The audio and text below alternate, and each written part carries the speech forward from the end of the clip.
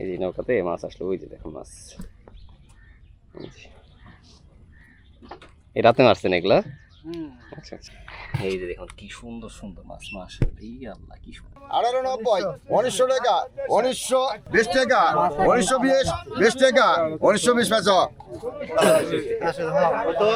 1920। হ্যাঁ ঠিক আছে।